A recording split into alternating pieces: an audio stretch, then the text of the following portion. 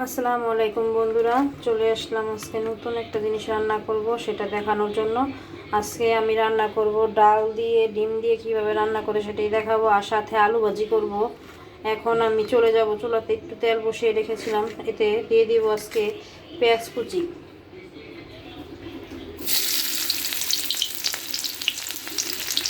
এতে আমি আলু ভাজির জন্য পেঁয়াজ কুচি ছেড়ে দিলাম। পেঁয়াজটা ভালো করে একটু ভেজে নেব।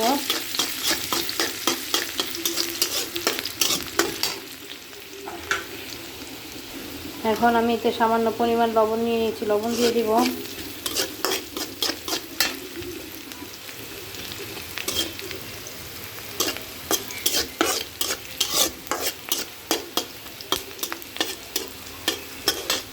এখন আমি এতে আলু ভাজিগুলো ছেড়ে দেব।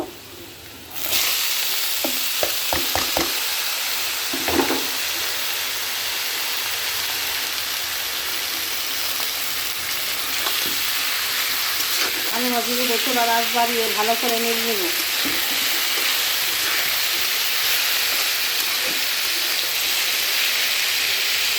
চুলার আঁচ বাড়িয়ে ভালো করে ভেজে নেব 2 মিনিট ধরে। এখন আমি একটু কিছু কাঁচামরিচ ছেড়ে দেবো।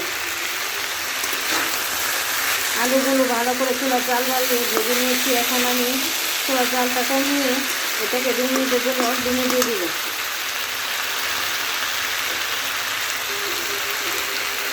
দেখুন বন্ধুরা, আমার আলু ভাজিটা হয়ে গেছে। এখন আমি আলু ভাজিটাকে নামিয়ে দেব। আমার আলু ভাজিটা কীরকম শক্ত শক্ত আলাম আলাম রয়ে গেছে। এইভাবে আলু ভাজি করবেন, আলু ভাজি দেখবেন কত সুন্দর লাগবে। আমার আলু ভাজিটা হয়ে গেছে। এখন আমি আলু ভাজিটাকে নামিয়ে ফেলব।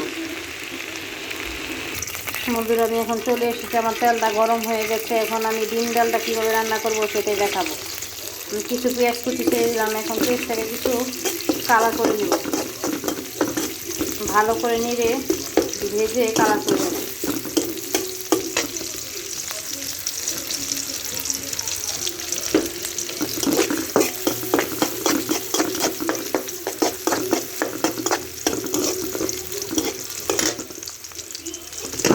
এতে আমি সামান্য পরিমাণ লবণ দিয়ে দেব। এখন এতে আমি সামান্য পরিমাণ লবণ দিয়ে দিলাম।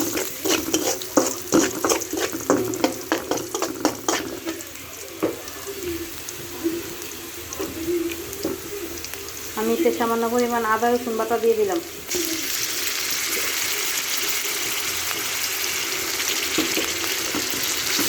এখন এগুলোকে ভালো করে নেড়ে মিশিয়ে নেব।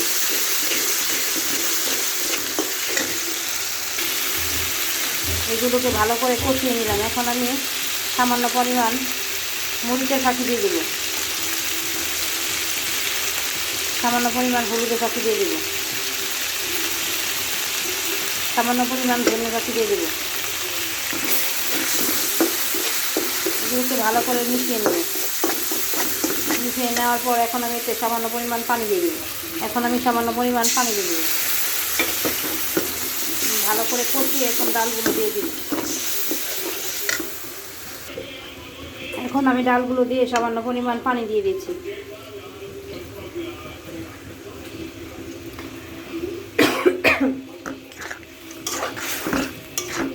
ডালগুলোকে ভালো করে এর সাথে মিশিয়ে নেব।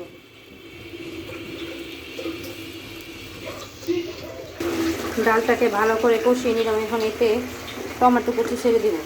টমেটো কুচি দিয়ে ভালো করে আরও নেড়ে কষিয়ে নেব। নেওয়ার পর এখন এতে সামান্য পরিমাণ পানি দিয়ে দেব। এখন আমি এতে সামান্য পরিমাণ পানি দিয়ে দেব।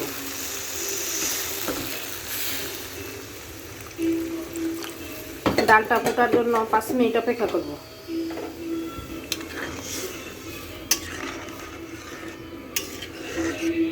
5 মিনিট পর এসে দেখব ডালটা কি অবস্থায় আছে। আমার ডালটা দেখুন সিদ্ধ হয়ে গেছে। এখন আমি কিছু শুকনো মরিচ ছড়িয়ে দেব। ছড়িয়ে দিয়ে এখন আমি ডিমগুলো হালকা ভেজে নেব। এখন আমি ডিমগুলো ভাজার জন্য বসিয়ে দিয়েছি। সামান্য পরিমাণ লবণ ছড়িয়ে দেব। এখন আমার ডিমগুলো হালকা করে ভাজা শেষে এখন আমি ডিমগুলো ডালের ভিতরে ছেড়ে দিই। আমি ডিমগুলো ডালের ভিতরে ছেড়ে দিয়েছি। এখন আর 2 মিনিট ডালটা হওয়ার জন্য অপেক্ষা করব।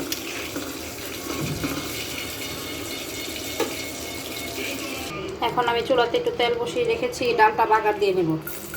সামান্য পরিমাণ রসুন কুচি দিয়ে দিলাম, সামান্য পরিমাণ পেঁয়াজ কুচি দিয়ে দিলাম।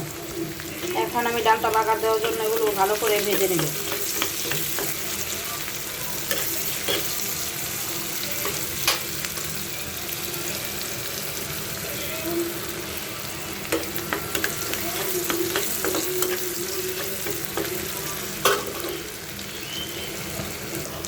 আমার ডালটা বাগার দেওয়ার জন্য পেঁয়াজগুলো প্রায় ভাজা হয়ে গেছে। এখন আমি ডালের ভিতরে ছেড়ে দেব।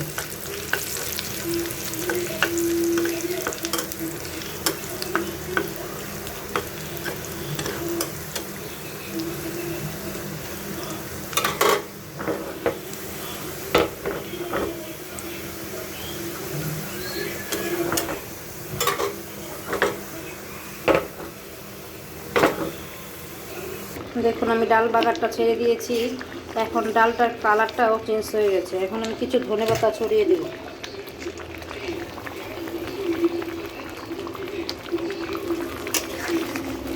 আমার ডাল ডিম রান্না করা শেষ।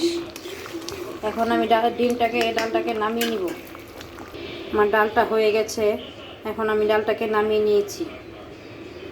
আপু ভাইয়ারা এখন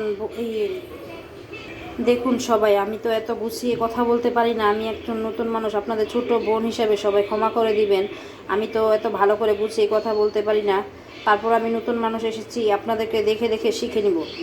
আপনারা সবাই আমার পাশে থাকবেন, আমার চ্যানেলটাকে সাবস্ক্রাইব করবেন, লাইক করবেন এবং কমেন্ট করবেন। আসসালামু আলাইকুম।